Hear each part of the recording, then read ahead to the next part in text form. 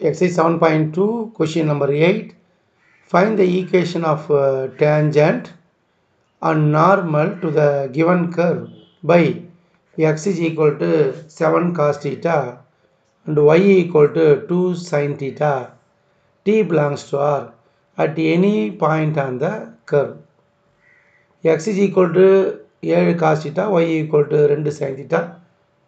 T belongs to R என்ற வளைவரைக்கு ஏதேனும் ஒரு புள்ளியில் வரையப்படும் தொடுகோடு செங்கோட்டு சான்பாடு கண்டுபிடின்றாங்க.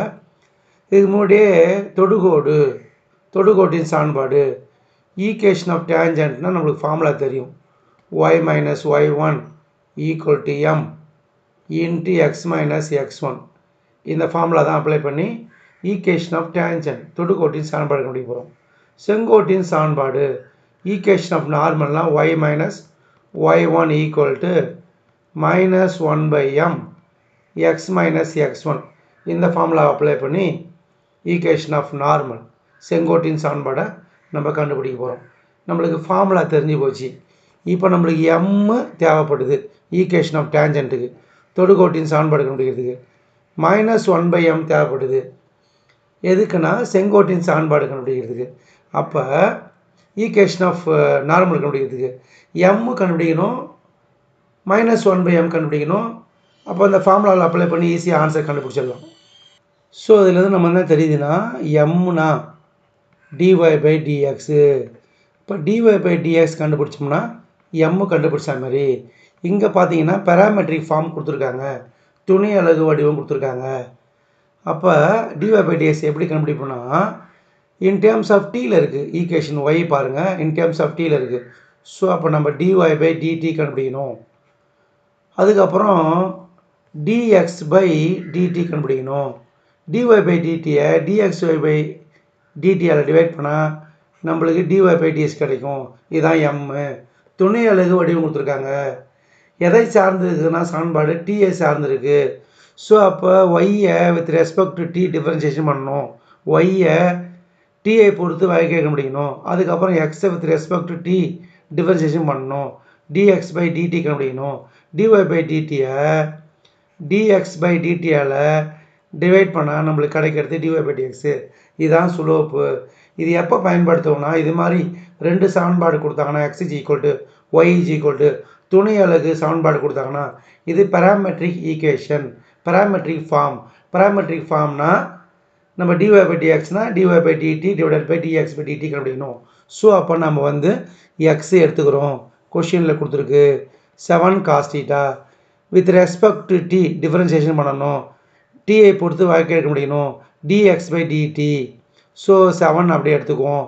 cos tனா -70.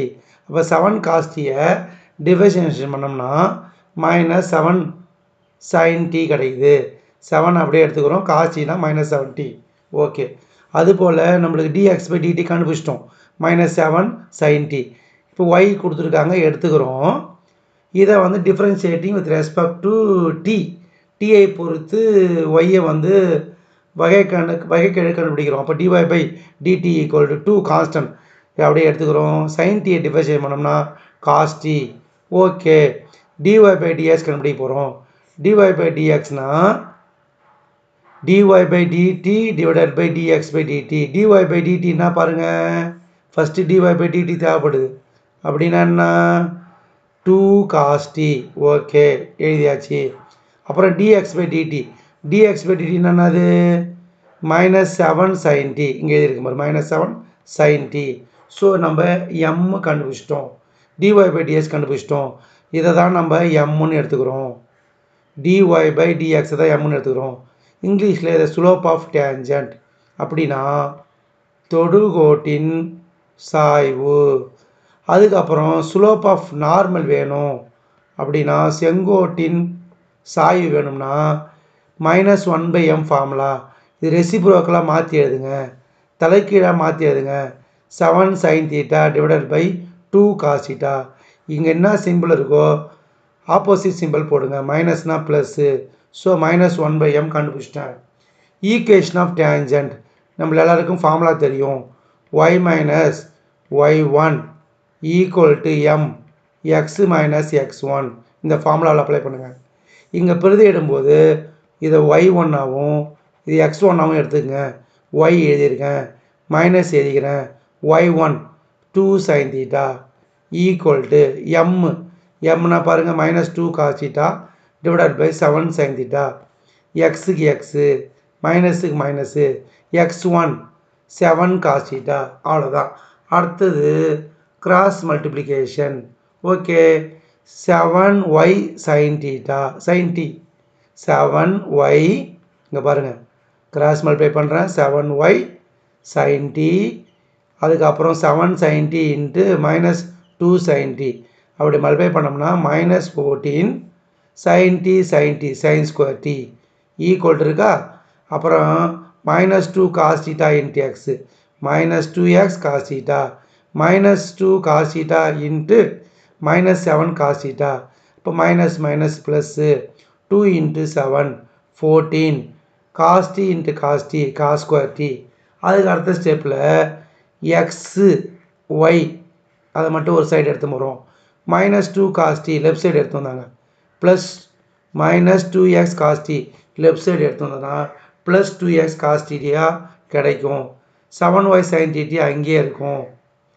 சரி, இந்த -14 sin ஸ்கொயர் டீயை ரைட் சைடு எடுத்துன்னு வந்தோம்னா ஏற்கனவே +14 cos ஸ்கொயர் டி இருக்குது. அதுக்கப்புறம் +14 sin ஸ்கொயர் டி கிடைக்கும். இது ரெண்டுத்துலேயும் 14 காமனாக எடுத்தோம்னா cos square t plus sin square t கிடைக்கும். cos square t plus sin square t identity, trigonometry identity, திரிகோணமிதி முற்றுரிமை, இது ஒன்றுன்னு தெரியும். ஸோ 14 இன்ட்டு 1 வந்து 14 கிடைக்கும். So 2 cos t 2x cos t plus 7y sin t equal to 14. இது ஒரு ஆன்சர். இது என்னது? ஈக்குவேஷன் ஆஃப் டேஞ்சன்ட், தொடுகோட்டின் சமன்பாடு. அதுக்கப்புறம் நம்ம கண்டுபிடிக்க வேண்டியது ஈக்குவேஷன் ஆஃப் நார்மல், செங்கோட்டின் சமன்பாடு. ஃபார்முலா என்னது? y minus y1 equal to -1/m x minus x1 y minus y1 இங்கே பாருங்கள் 2 sin t equal to -1/m கண்டுபிடிச்சி வச்சுருக்கிறோம் பாருங்கள். 7 sin t divided by 2 cos t. எக்ஸுக்கு எக்ஸு, மைனஸுக்கு மைனஸ், x1 கொஷினில் என்ன இருக்குது? எக்ஸு அதுதான் x1 எடுத்துக்கிறோம். 7 cos t அதே கிராஸ் மல்டிப்ளிகேஷன் பாருங்கள். y into 2 cos t 2y cos t -2 sin t into 2 cos t. அப்போ -4 sin t cos t. x into 7 sin t 7x sin t 70 into -7 cos t -49 sin t cos t. அவ்வளோதான். எக்ஸ்லாம் ஒரு பக்கம், ஒய்லாம் ஒரு பக்கம். 7x sin t 2y cos t. இந்த 2y cos t right side எடுத்துவாங்க. இப்போ 7x sin t இங்கே இருக்குது. அப்போ இது ரைட் சைடு வரும்போது 2y cos t மாறும். அதுபோல் இந்த 49 லெஃப்ட் சைடு எடுத்து வந்துருங்க. -49 sin t cos t left side எடுத்து வந்தால் ப்ளஸ் ஆகிடும். அப்போ இங்கே +49 sin t cos t, இங்கே already -4 sin t cos t இருக்கும். 49 sin t cos t -4 sin t cos t அதை நம்ம ஆட் பண்ணும்போது 45 sin t cos t கிடைக்கும். ஆடிங்கன்னு பார்த்து சப்ராக்ஷன் அதில் உள்ளடங்குது, கூட்டுக்கன்னு பார்த்து கழித்துன்னு உள்ளடங்குது.